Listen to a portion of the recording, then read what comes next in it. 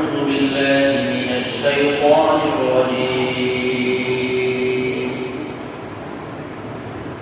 بسم الله الرحمن الرحيم.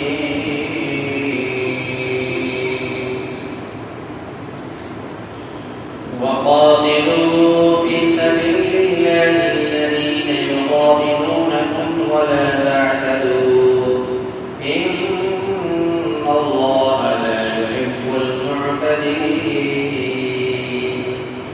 واقتلوهم حيث ثقفتموهم وأخرجوهم من حيث أخرجوكم والفتنة أشد من القتل ولا تقاتلوهم عند المسجد الحرام حتى يقاتلوكم فيه فإن قاتلوكم فاقتلوهم كذلك جزاء الكافرين. وإن انتهوا فإن الله غفور رحيم. وقاتلوهم حتى لا تكون فتنة ويكون الدين لله وإن انتهوا فلا عدوان إلا على الظالمين. صدق الله العظيم. اور قتال کرو، لڑائی کرو اللہ کے، اللہ تبارک و تعالی کے راستے کے لیے جو تم سے قتال کرتا ہے، اور قتال کرو ان لوگوں سے اللہ تبارک و تعالی کے راستے میں جو تم سے قتال کرتا ہے، لڑائی کرتا ہے، اور زیادتی مت کرو۔ بلا شبہ اللہ تبارک و تعالی زیادتی کرنے والوں کو پسند نہیں کرتا، اور تم ان کے ساتھ لڑائی کرو ایسی جگہ سے جہاں سے تم کو ان لوگوں نے نکالا، اور ان کو نکالو ایسی جگہ سے جہاں سے تم کو نکالا، اور فتنہ فساد کرنا قتل سے زیادہ سخت ہے۔ اور تم سے قتال کرو مسجد حرام کے پاس، اور ان سے نہ قتال کرو مسجد حرام کے پاس، یعنی یہاں تک کہ وہ تم سے اس جگہ پر لڑائی کرے۔ بس اگر وہ تم سے لڑائی کرے تو تم ان سے لڑائی کرو، یہی بدلہ ہے کافروں کا۔ بس اگر وہ زیادتی کرے، بے شک اللہ تبارک، بس اگر وہ باز آ جائے تو بلا شبہ اللہ تبارک و تعالیٰ بخشنے والے، رحم کرنے والے ہیں۔ اور ان سے قتال کرو یہاں تک کہ نہ ہو فتنہ اور فساد، اور دلچسپ ہوگا دین اللہ تبارک و تعالیٰ کے لیے۔ بس اگر وہ باز آ جائے تو کوئی زیادتی نہیں مگر ظالموں کے اوپر۔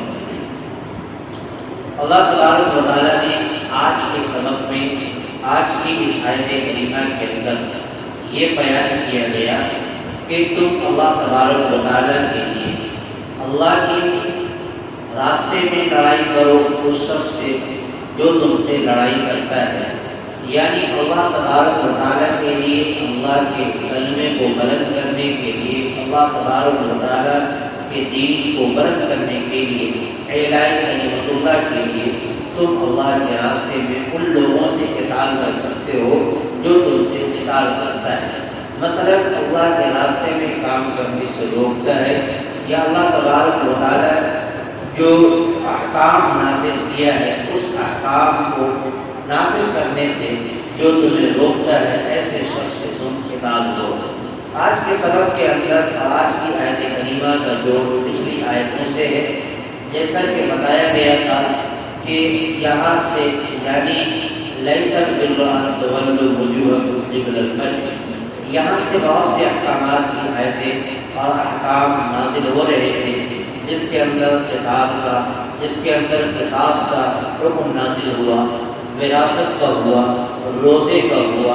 اسی طریقے سے جو ہے اللہ تبارک و تعالیٰ نے حج اور میقات کے لیے لوگوں کے لیے جو ہے حکم نازل کیا۔ تو یہاں پر بتا رہے ہیں کہ اللہ تبارک و تعالیٰ کے راستے میں اگر کوئی قتال اللہ تبارک و تعالیٰ کے کلمے کو بلند کرنے کے اگر کوئی تمہیں روکتا ہے تو تم اس سے قتال کرو۔ وقاتلوا فی سبیل اللہ الذین یقاتلونکم، اور لڑائی کرو اللہ تبارک و تعالیٰ کے لیے، اللہ تبارک و تعالیٰ کے راستے میں ان لوگوں سے یقاتلونکم جو تم سے لڑائی کرتا ہے۔ ولا تعتدوا، یعنی اگر وہ پہل کرتا ہے، اگر تو وہ زیادتی کرتا ہے تو تم اس کے ساتھ زیادتی کرو۔ ولا تعتدوا، لیکن تم زیادتی کا معاملہ نہ کرو۔ کیوں؟ اس لیے کہ اللہ تبارک و تعالیٰ زیادتی کرنے والوں کو، حد سے زیادہ گزرنے والوں کو پسند نہیں فرماتا۔ ان اللہ لا یحب المعتدین، بلا شبہ اللہ تبارک و تعالیٰ حد سے تجاوز کرنے والے کو، زیادتی کرنے والے کو پسند نہیں فرماتا۔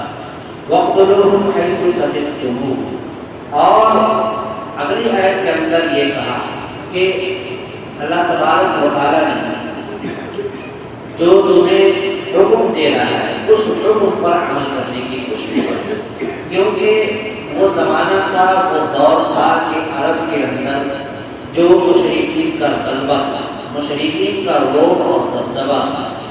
اس آیت کے شان نزول میں مفسرین لکھتے ہیں کہ سن 6 ہجری کے اندر جب حضور اکرم صلی اللہ علیہ وسلم صحابہ کرام رضوان اللہ علیہ اجمعین کو لے کر عمرہ کے ارادے سے گئے تو مشرکین مکہ نے انہیں روکا اور عمرہ کرنے نہیں دیا گیا۔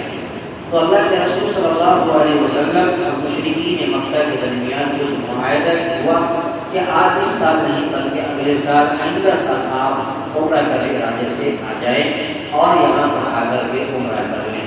کیوں؟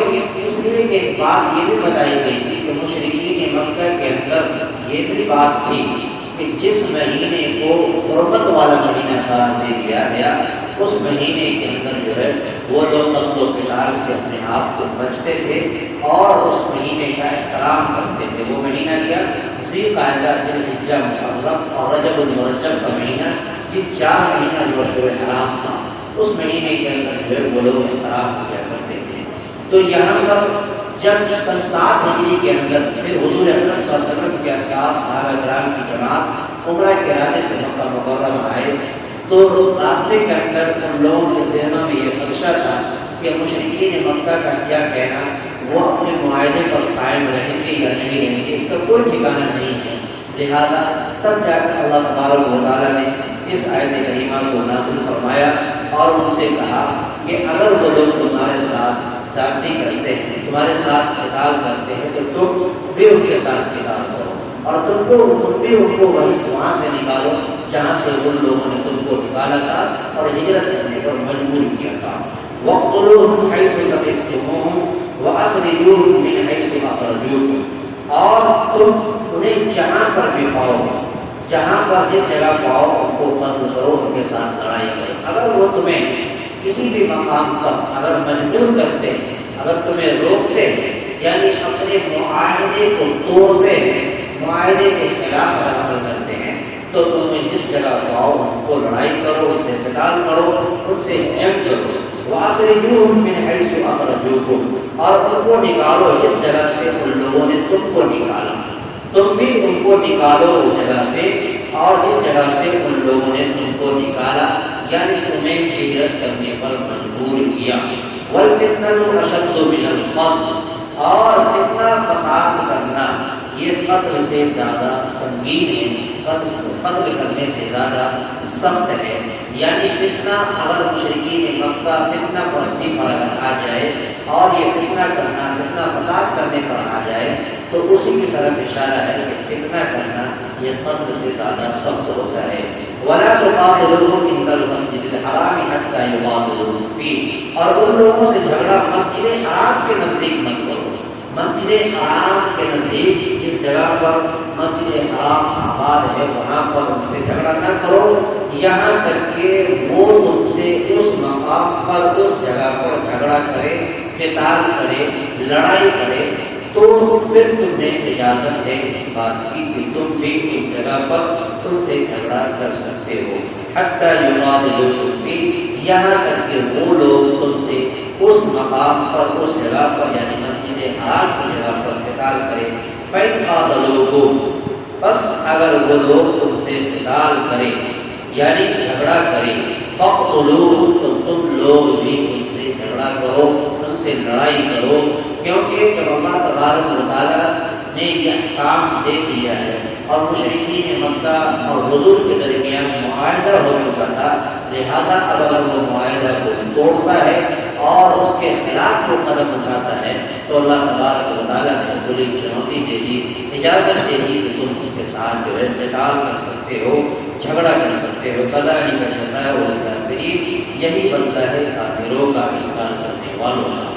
اگلی آیت میں فَإِنِ انتَهُوا فَإِنَّ اللَّهَ غَفُورٌ رَحِيمٌ، بس اگر وہ باز آ جائے، اگر وہ پرہیز کرے، باز آ جائے، یعنی ایسا اگر وہ نہیں کرتے ہیں وہ لوگ، بے شک اللہ تبارک و تعالیٰ بخشنے والے، رحم کرنے والے ہیں۔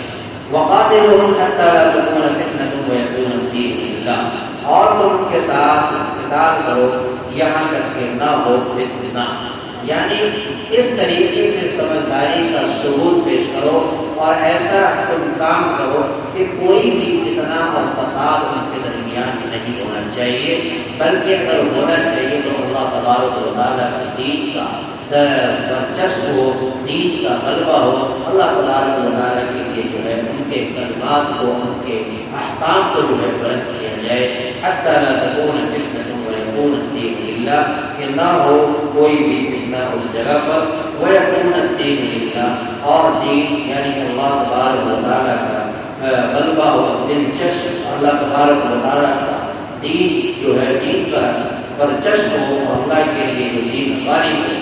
فَإِنِ انتَهُوا، بس اگر وہ لوگ باز آ جائے، وہ لوگ پرہیز کریں، فَلَا عُدْوَانَ، تو اس کے اوپر کوئی تعدی نہیں، کوئی ذاتی نہیں، إِلَّا عَلَى الظَّالِمِينَ، اگر وہ ظلم کرنے والوں پر، اگر کوئی ظالم ظلم کر رہا ہے، ناحق ظلم کر رہا ہے، تو پھر ایسے شخص کے اوپر جو ہے اللہ تبارک و تعالیٰ نے اجازت دیا ہے کہ وہ ظالم ہے تو ظالم کے ساتھ لڑائی کرو، قتال کرو، اور ان کو سبق سکھاؤ، ان کو ان کا مرتبہ سکھاؤ، اور ان کو یہ بتاؤ کہ اللہ تبارک و تعالیٰ کا کیا حکم ہے۔